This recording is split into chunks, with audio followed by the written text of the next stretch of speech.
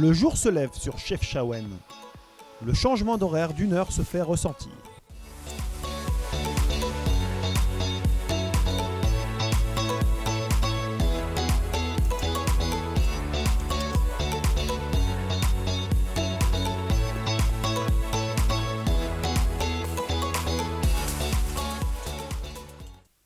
Ce matin, pour la première fois, je prends le temps d'organiser un roadbook.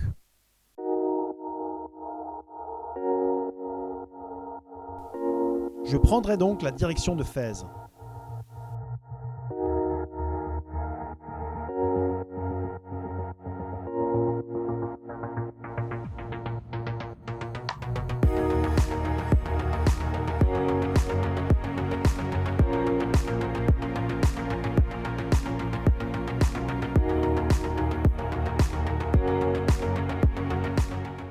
J'arrive à destination. Je m'attendais à voir ça aussi, et surtout ça. Cependant, j'aurai droit à ça et ça aussi. Cette ville est trop grande pour mon ambition. Je décide donc de continuer ma route. On change pas d'équipe qui gagne. Je suis à nouveau, devinez où ? Dans ma tente. Voilà, donc à Azrou, on est à 1400 et quelques mètres d'altitude. Je me suis arrêté à Fès cet après-midi et ça n'a pas été terrible parce qu'en bécane, avec le chargement et tout, c'est pas génial. On peut pas se garer où on veut. Je me suis retrouvé au cœur de la vieille Médina avec la bécane, c'était pas autorisé en plus. Bref, je m'en suis sorti, mais c'était pas ouf quoi. À faire, il vaut mieux se prendre un hôtel et sortir tranquillement, se balader ensuite quoi.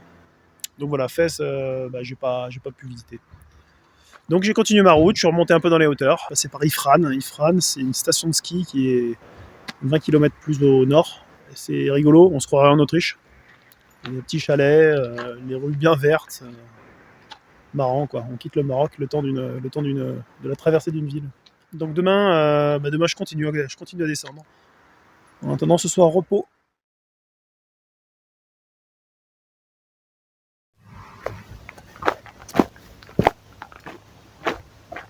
Eh bien le bonjour, ceci est un tuto pliage de matelas.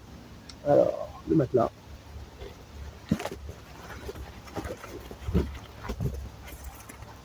Il est plié.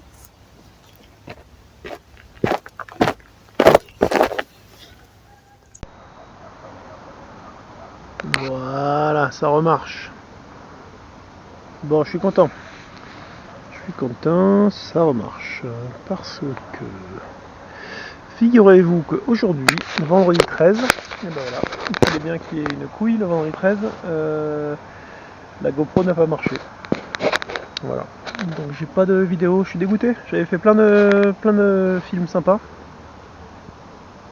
J'ai vu des trucs géniaux sur la route et j'ai pas de data. Bon, c'est pas grave. C'est pas grave, il y a pire dans la vie. J'ai ça dans le cerveau, c'est déjà pas mal. Allez, demain on essaie de faire ça bien.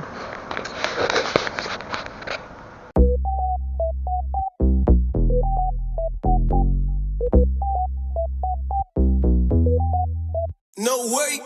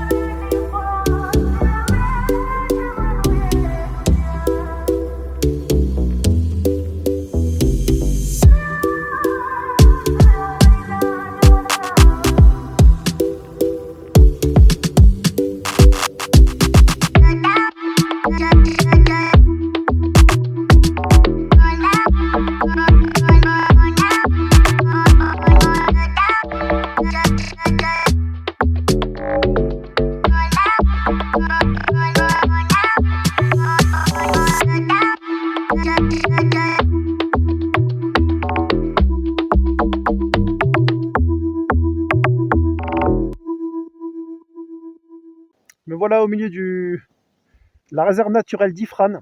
Ifrane et sa forêt de cèdres.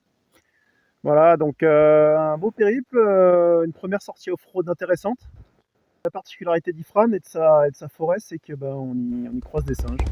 C'est assez surprenant, mais c'est le cas. Donc ça, c'est plutôt sympa. Voilà, je vais continuer en direction du sud une fois de plus. Et je vous tiens au courant.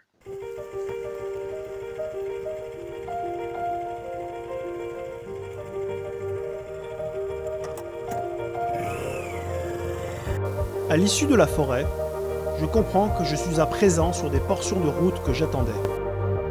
Je suis seul sur ma trace. La sensation de solitude est étrange.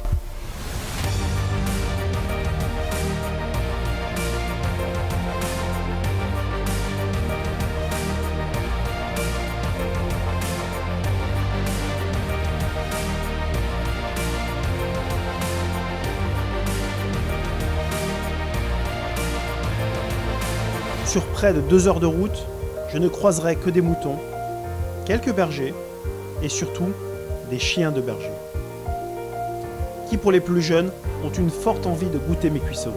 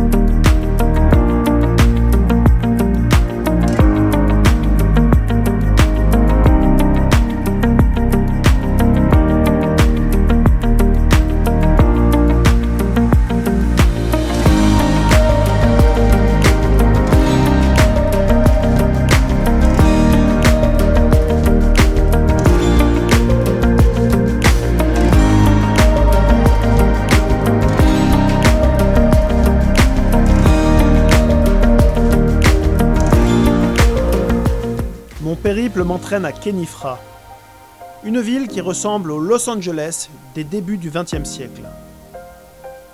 Les échoppes de service foisonnent d'activités au milieu d'un brouhaha général. Je m'y arrête pour déjeuner. Pizza.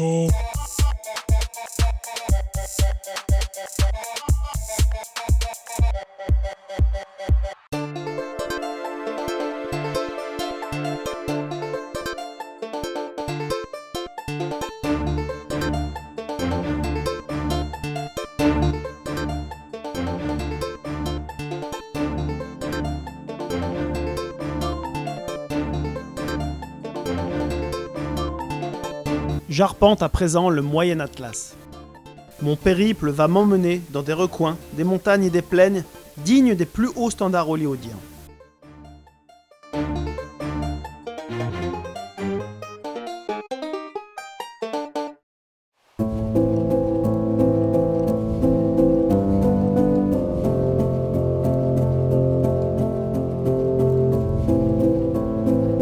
La diversité des paysages, somptueux, contraste avec la misère ambiante dans laquelle vivent les populations berbères locales.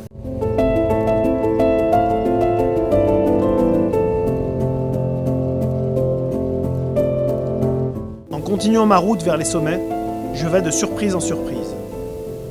Visuellement, c'est incroyable.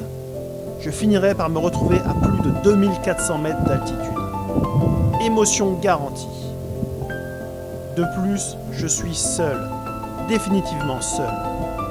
C'est à la fois très plaisant et déstabilisant. Aucun touriste, aucun camping-car, quelques rares motos qui roulent en bande et ne s'arrêtent jamais. J'apprécie ma situation.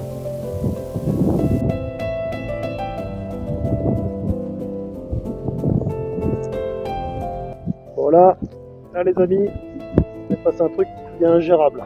C'est magnifique. Incroyable. Je suis à 1200 mètres d'altitude. Fracture de la rétine en fracture de la rétine. Incroyable.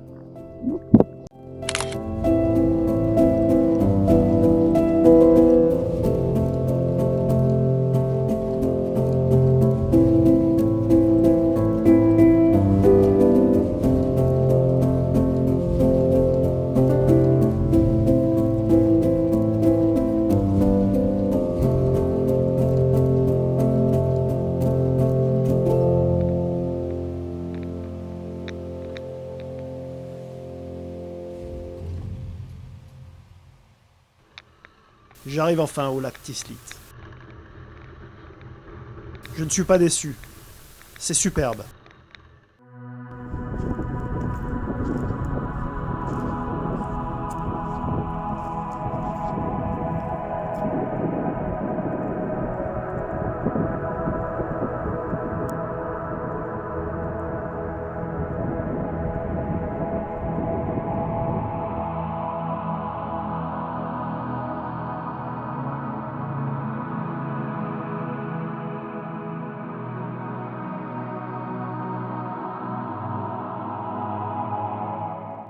Bon, lac Tislit, 2300 mètres, 2004 je crois même. Site vraiment magnifique, incroyable. Comme depuis le début de l'aventure, je suis seul. C'est ahurissant, je suis tout seul. Donc c'est juste parfait quoi. C'est vraiment. J'ai vraiment des conditions de voyage qui sont top quoi. Alors ce soir il fait gris, il lance quelques gouttes. Donc je vais éviter le camping, je voulais aller au camping à côté là. Je vais essayer de me trouver un hôtel parce que là il doit faire genre 16 degrés alors qu'il est 17h sur place. Je vais tenter de me trouver un truc à l'abri quoi pour cette nuit. Voilà, à suivre. Avant de descendre sur Imilchil, la ville la plus proche, je décide de faire le tour du lac pour profiter des multiples points de vue que propose le milieu. Sur mon trajet, j'aperçois un Marocain qui semble en panne avec sa mobilette. Je m'arrête. Je demande au gars s'il a besoin d'aide. Il baragouine un truc incompréhensible. Je comprends que le mec est berbère. J'apprendrai d'ailleurs plus tard qu'il est berger. On se met à bricoler sa meule. Je sors ma caisse à outils. Après quelques dizaines de minutes d'effort, le bilan est sans appel. Ce n'est pas dépannable rapidement. On ne se comprend pas, mais on se marre bien avec le gars. Il se résigne donc à pousser sa moto jusqu'à Imilchil, en refusant ma proposition de l'y déposer. Par contre, je comprends qu'il cherche à me rendre l'appareil en m'invitant chez lui. La proposition me tente énormément. Mais malheureusement, après beaucoup d'efforts, nous n'arriverons pas à communiquer pour convenir d'un lieu de rendez-vous. Nous nous quitterons donc avec une bonne poignée de main et un souvenir mémorable. J'arrive le cœur léger à Imilchil.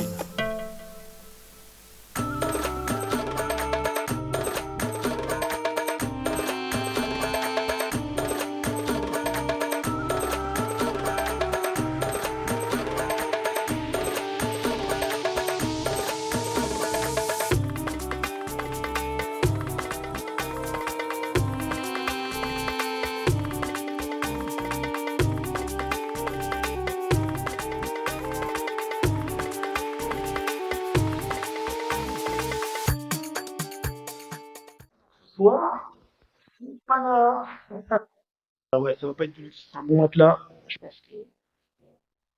pense que celui-là, il va faire du bien. Voilà, je vous laisse admirer le cadre. Allez, une bonne douche hein, pour la tagine.